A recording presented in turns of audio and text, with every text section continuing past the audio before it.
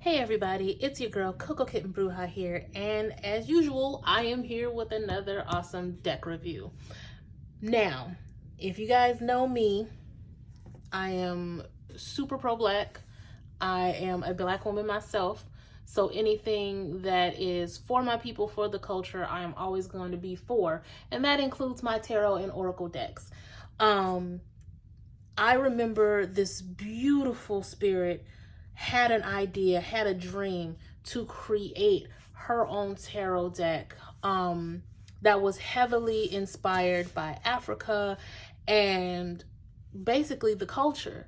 And I was so for it. I joined the Kickstarter immediately and have been rooting for this to happen since she first came out with the notion of wanting to get this done. And I'm so happy to say that I received one of the first decks from the Kickstarter, and I'm glad that I am finally able to do a deck review for the Akamara Tarot. Now, with this particular tarot deck, guys, I am just enamored with everything about this deck. It comes in a hinge box, and again, I got the very first edition of this deck. This particular box I feel is slightly bulky. I completely understand why it has to be this size, but I will tell you, this box, I don't feel it's very travel friendly. Because it is kind of hard with this size to travel with it. However, that does not take away from the deck whatsoever. It has the message inside on the flap. This is the reason why the box is the size that it is. So I completely understand the guidebook that comes with it, which we'll get into in a second. But here you see you have your standard size for the tarot. I'm gonna slide this box over here. It is the perfect size, standard size tarot, which is about the size of a playing card. And I even love the back. Now, this deck is extremely minimalist. So I feel as if this is more of an intermediate to advanced deck level. If this is your very first deck, you are running before you crawl, which sometimes that is the best thing to do, because I feel like if you are starting out with this deck, you can read any deck after this, right? Before I get into the imagery, I want to talk about the guidebook. Very sturdy, very, very thick. There's a lot of information in this particular book. It is very well planned out.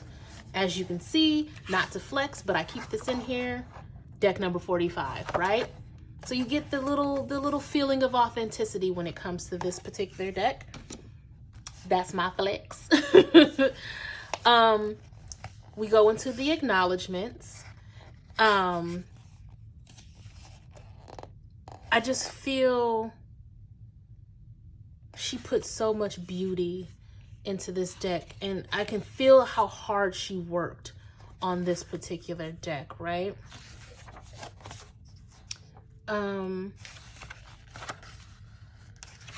There's so much into it. Lolu the messenger. Bless you, Lolu. I appreciate you for making this deck. But going into the deck, going into the book itself, we talk about the intent of why this was made.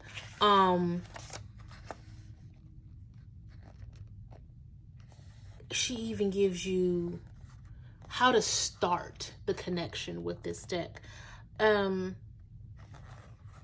how to claim this deck as yours when it comes to the energy of it, right? The deck is beautiful. The table of contents are very plain, easy to read. And it just breaks everything down from here. She goes into each and every card so you can go and find what you need quickly, right? She breaks down the major and minor arcana. Now, typically with your guidebook, it'll just tell you where the minor arcana start. I love the fact that she breaks down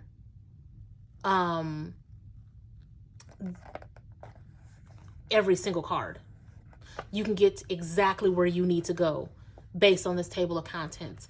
Now, we have Baba for your king, we have Aya for your queen, we have Onija for your knight, and we have Omo for your page.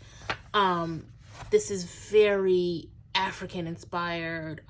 It's just so dope. Like, she even breaks down again what each of the court cards are and what they mean.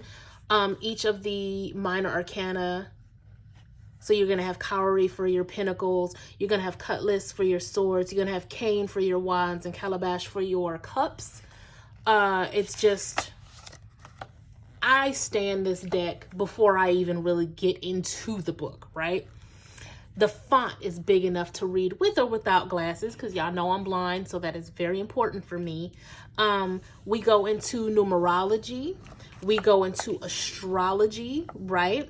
It's all broken down. Now from here, we can actually start talking about the cards. When it comes to the major arcana, she breaks down the common name for it, because every card has different names than what's in your typical Rider-Waite. So we have the actual name, the planet it's ruled by, the element, and then for your yes-no type of divination, it gives you whether it's a yes or a no. Upright is aware, reversed is still, so it breaks down quick meanings for that. And it even goes into the African references that each card applies to, right? And then she gives you an area, if you can see right here, what does this card mean to you? How can you put your own spin on each card of the major arcana, which I feel is so dope. And it's important for those of you who are not collectors like myself. When you have just that one deck, that one tried and true deck that gets you through any type of divination, any type of reading, it's good to have a space where you can create your own message with the cards. And then of course, she goes into the meaning of the card, and then what this card means when it comes up in a reading. Very detailed, very easy to read. I stand this book, right? And then it just goes into each of the major. Then when we get to the minor, she still gives you all of those elements from the major, but of course there's a smaller, more condensed meaning, but you can always put your own spin on it, just like with the major arcana. I feel like she didn't skip out on anything. Everything is here. Everything is detailed and laid out for you, right? Now let's actually get into the look of the cards, now that I've actually fangirled over the book enough. Let's get into the cards. Again, very minimal, but poignant, right? Beautiful imagery. Y'all know me. I love my black and my gold, and this is just gorgeous. Simplistic, but it packs the punch where it needs to.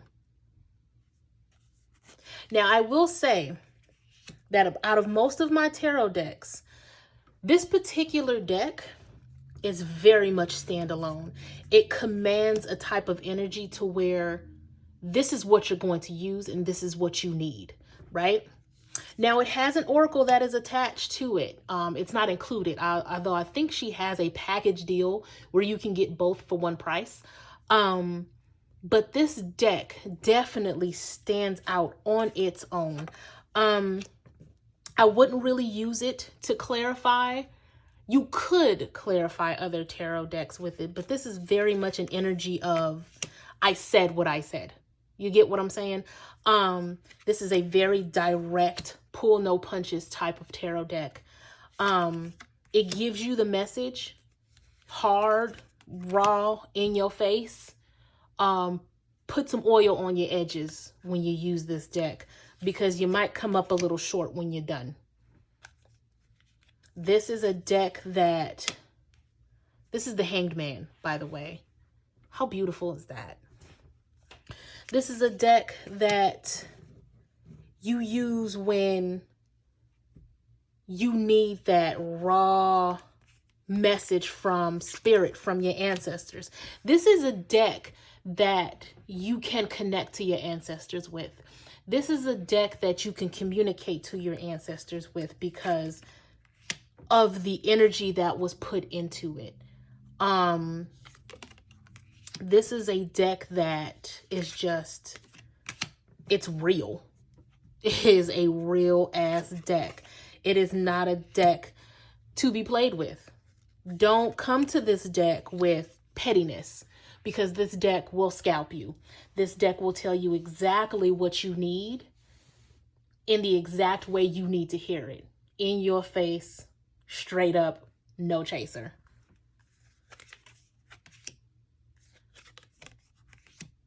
And I love the fact that the world is Africa. I ain't even gonna get started on how I feel about that. That's a video for another day. But the beauty in this is just phenomenal. There are your wand cards, or your cane cards. And then you have your cups, your calabash. And then you have your swords, your cutlass. And then your cowrie, which would be your pentacles. This deck is absolutely phenomenal. It is a deck, like I said, that pulls no punches. It is very much a standalone deck. I would say it's intermediate to advanced. However, again, if you're going to take that leap and make this deck your very first deck, you'll be able to read everything else after this. Other decks will be child's play to you once you've mastered this deck. Highly recommended for my Black people of color, my Black folks. This is a deck for us. This is a deck that definitely taps into ancestral communication. This is definitely a deck that brings a deep level of energy to them that is very direct, very, I keep using the word raw because that's really what it is. This deck is here to bring you life. Like, I am absolutely in love with this deck. And I feel like it is a 10 out of 10 based on the guidebook, based on the imagery, the energy that comes with it. I highly recommend this deck. It's not completely travel friendly. That is literally, and that's only if I'm being nitpicky, the only thing that I can say. But other than that, you definitely want to pick this deck up. Again, I will link the video to the Oracle, and I will link the direct link for purchase. This particular deck is $69, I want to say. But again, she also has a deal where you can get this and the Oracle as a set. I am offering email readings via YouTube. So if you want to DM me, they are $30. You can shoot me the email you'd like it sent to, and it will be sent to you within 24 hours of payment. If you like any of the resin items you see here, check me out at cocokittenbruja.com. All of my services, all of the different ways you can contact me, and all of my products will be shown there. All right. I am going to give these a quick shuffle. Let's see if anything pops out. They shuffle very well. I am a little more cautious with these because I would hate to damage them, bend them in any type of way. They hold their shape pretty well. As you can see, the side shuffling is not completely ideal because it can mess up the gilding on the sides. So we go a little slow with the side shuffle. Okay. All right. Let's see what we got here.